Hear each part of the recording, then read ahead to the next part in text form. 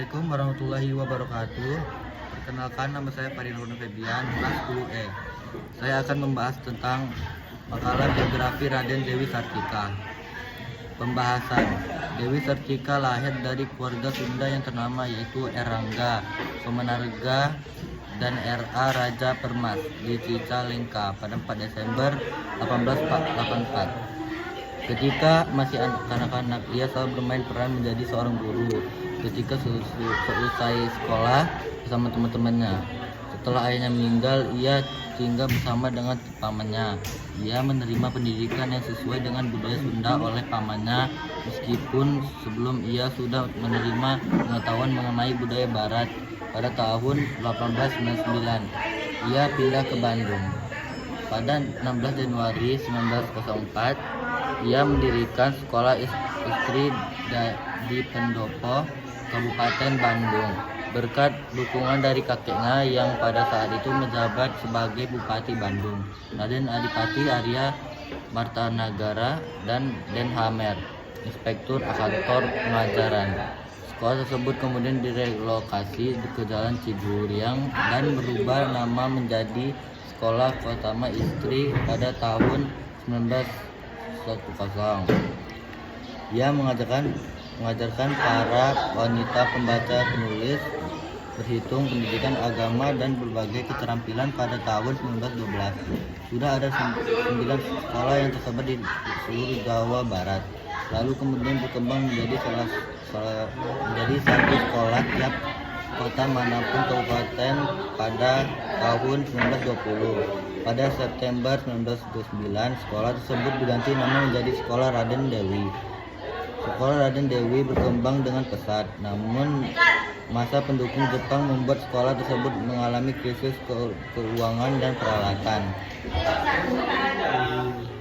Kartini adalah anak kelima dari 11 saudara kandung dan tiri. Dari semua saudara kandung, Kartini adalah anak perempuan tertua. Kakeknya Pangeran Aryo Dondronegoro Adningrat diangkat menjadi Bupati Demak dalam usia 25 tahun dan dikenal pada pertengahan abad ke-19 sebagai salah satu bupati pertama yang memberi pendidikan Barat kepada anak-anaknya.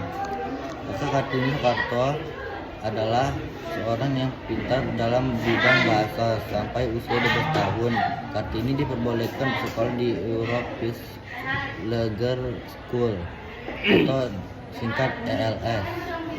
Di sini Kartini belajar bahasa Belanda, namun setelah usia 12 tahun ia harus tinggal di rumah karena harus dipingit. Peninggalan. Sekolah Keutamaan Istri adalah salah satu tonggak penting dalam sejarah pendidikan perempuan di Indonesia, khusus di Jawa Barat. Sekolah ini didirikan oleh Dewi Sartika, seorang pahlawan nasional Indonesia yang terkenal pada perjuangannya dalam memajukan pendidikan bagi perempuan. Sejak kecil Dewi Sartika, ia telah menunjukkan ketertarikannya pada pendidikan, terinspirasi oleh pendidikan Barat yang diperkenalkan oleh penjajah Belanda. Dewi Sartika mulai menyadari penting pendidikan bagi perempuan yang pada masa itu masih sangat terbatas. Perempuan seringkali hanya diajarkan keterampilan domestik tanpa akses pada ilmu pengetahuan formal.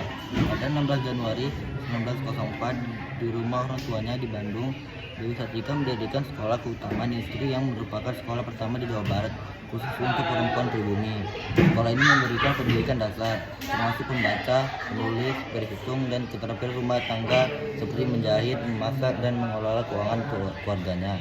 Tujuannya adalah untuk membekali perempuan dengan pengetahuan dan keterampilan yang berguna dalam kehidupan sehari-hari dan mempersiapkan mereka untuk menjadi istri dan ibu yang cerdas dan mandiri. Penutup. Kesimpulan, Raden Dewi Sartika adalah tokoh berperan paling penting dalam sejarah Indonesia. baik sebagai seorang pemikir, diplomat maupun tokoh militer, biografi, khususnya dalam era kemerdekaan dan penguatan identitas nasional. Melalui kiprah beliau dalam berbagai sektor, Raden Dewi Sartika berhasil memberikan kontribusi yang signifikan terhadap pengembangan negara ini, baik dalam hal ideologi pemerintah maupun militer. Saran untuk generasi muda, penting untuk mempelajari lebih dalam tentang perjuangan dan pemikiran Raden Dewi Sartika, dapat mengambil teladan dan pelajaran dalam menghadapi tantangan masa kini. Sebaiknya lebih banyak riset dilakukan terkait karya-karya intelektual Raden Dewi Sartika, pemikiran dan kontribusinya dapat lebih dikenal dan diterapkan dalam konteks perkembangan negara. 3. Institusi pendidikan di Indonesia perlu memperkenalkan tokoh-tokoh seperti Raden Dewi Sartika, kurikulum mereka untuk memberikan wawasan lebih mendalam tentang sejarah dan nilai-nilai perjuangan kemerdekaan. Itu saja presentasi dari saya. Assalamualaikum warahmatullahi wabarakatuh.